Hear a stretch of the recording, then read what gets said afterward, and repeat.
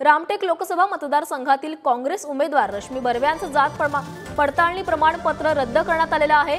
जात पडताळणी समितीने रश्मी बर्वे यांचं जात पडताळणी प्रमाणपत्र रद्द केलंय। आताची सर्वात मोठी बातमी आहे, काँग्रेसमधून रश्मी बर्वे यांना रामटेकमधून उमेदवारी देण्यात आलेली होती आणि त्यांच्या जात पडताळणी प्रमाणपत्रासंदर्भामध्ये नागपूर खंडपीठामध्ये याचिका देखील दाखल करण्यात आली होती आणि त्यानंतर आता नागपूर खंडपीठाने त्यांचं जात पडताळणी प्रमाणपत्र ही रद्द केलेलं आहे।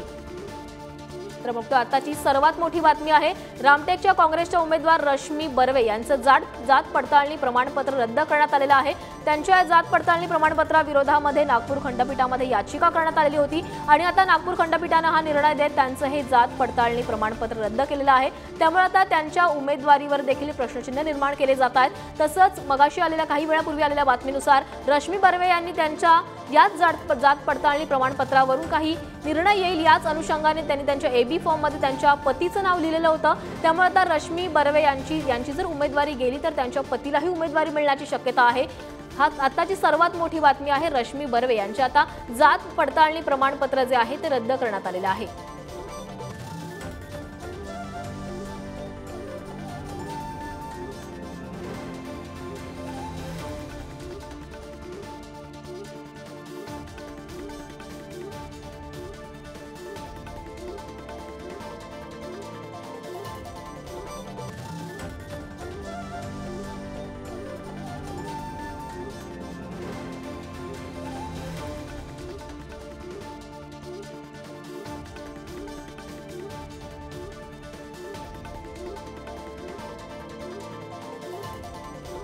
त्याची सर्वात मोठी बातमी समोर आलेली आहे, काँग्रेसच्या रामटेकचे उमेदवार जे आहेत रश्मी बर्वे यांचं जात पडताळणी प्रमाणपत्र हे रद्द करण्यात आलेलं आहे।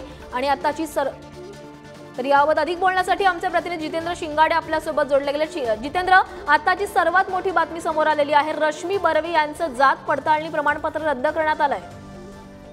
नक्कीच प्राची, हा मोठा धक्का मानावा लागेल काँग्रेसला आणि रामटेकच्या ज्या उमेदवार आहेत रश्मी बर्वे यांना, कारण गेल्या काही दिवसांपासून त्यांच्या जात प्रमाणपत्र आणि जात पडताळणी प्रमाणपत्र म्हणजे कास्ट व्हॅलिडिटीचा मुद्दा हा गाजत होता। काही जण आहेत जे त्यापैकी एक आहे सुनील साळवे आणि एक गोंडे गावच्या एक माजी सरपंच आहेत आणि सदस्य आहेत, त्यांनी याबाबत तक्रार केलेली होती। हा सुरुवातीला मुद्दा राज्य माहिती आयोगाकडे दिलेला होता। त्यांनी आदेश दिलेले होते चौकशीचे, हे चौकशी करण्यात आलेली होती आणि त्यानंतर मग कोर्टात हे प्रकरण गेलेलं होतं। कोर्टाने हा नियमबाह्य चौकशी असल्याचं ताशेरे ओढलेले होते मागासवर्गीय राज्य माहिती आयोगावर आणि त्यानंतर याचिका निकाली काढली होती। मात्र त्यानंतरही जे याचिकाकर्ते आहेत सुनील साळवे यांनी राज्य सरकारला पत्र लिहिलेलं होतं की या प्रमाणपत्राची चौकशी करण्यात यावी। त्यानंतर राज्याचे उपसचिव आहेत, प्रशासकीय उपसचिव, त्यांनी जात पडताळणी विभागाकडे याची माहिती मागितलेली होती आणि नियमानुसार कारवाई करण्याचे निर्देश दिलेले होते। त्यानंतर आता ही कारवाई करण्यात आलेली आहे। जात प्रमाणपत्र हे रद्द करण्यात, जात पडताळणी प्रमाणपत्र म्हणजेच कास्ट व्हॅलिडिटी ही रद्द करण्यात आलेली मोठा धक्का म्हणावा लागेल, कारण आज अर्जाची छाननी होत आहे आणि या अर्जाची छाननी होत असताना आता त्यांची उमेदवारी रद्द करण्यात येणार हे एवढं निश्चित झालेलं आहे। मात्र हा आकसापोटी आणि राजकीय द्वेषापोटी करत असल्याचं, कारवाई होत असल्याचा आरोप रश्मी बर्वे यांनी केलेला आहे।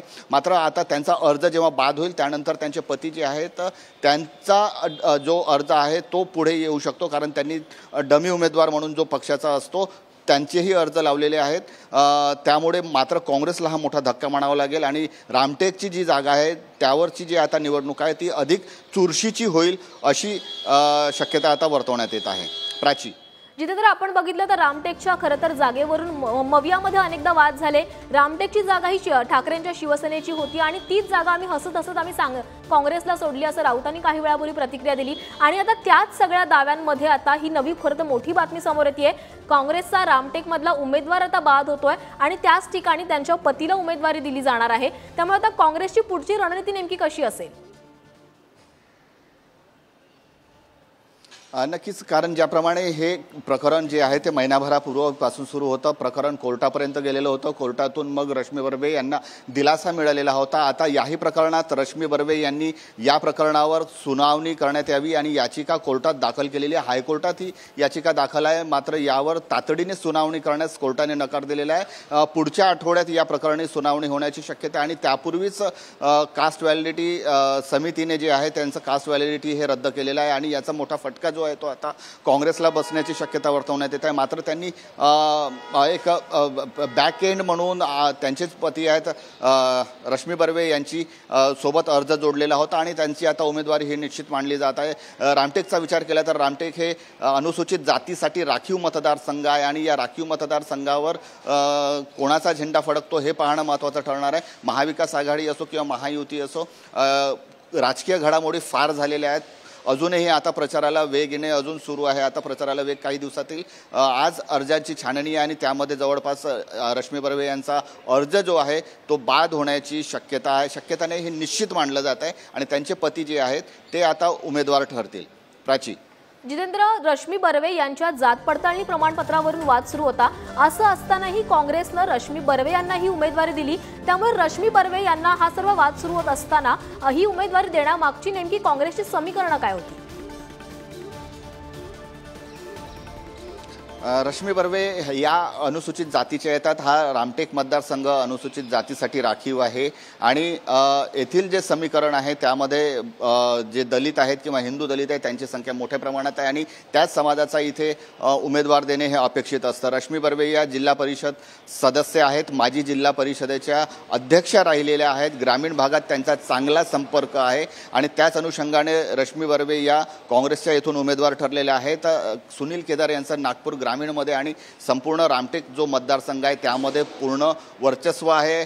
जिल्हा परिषद ही काँग्रेसकडे आहे आणि त्यामुळे रश्मी बर्वे या काँग्रेसच्या पहिल्या पसंतीच्या उमेदवार ठरलेल्या होत्या आणि याच कॅल्क्युलेशनमधून रश्मी बर्वे यांचं नाव समोर आलेलं होतं. मात्र ज्याप्रमाणे त्यांच्यावर जी कारवाई करण्यात येत आहे आणि ज्या तातडीने कारवाई करण्यात येत आहे त्यावर मात्र नक्कीच शंका उपस्थित करण्यात येत आहे. कारण निवडणूक जाहीर होण्यापूर्वीपासून त्यांच्या मागे हा चौकशीचा ससेमिरा लावण्यात आलेला आहे. आता आपल्याला बघावं लागणार आहे काँग्रेसचा रामटेकचा उमेदवारी ही रद्द झाल्यानंतर आता काँग्रेससाठी लढाई कशी असणार आहे हे बघावं लागणार आहे. धन्यवाद तुम्ही दिलेल्या सविस्तर माहितीसाठी.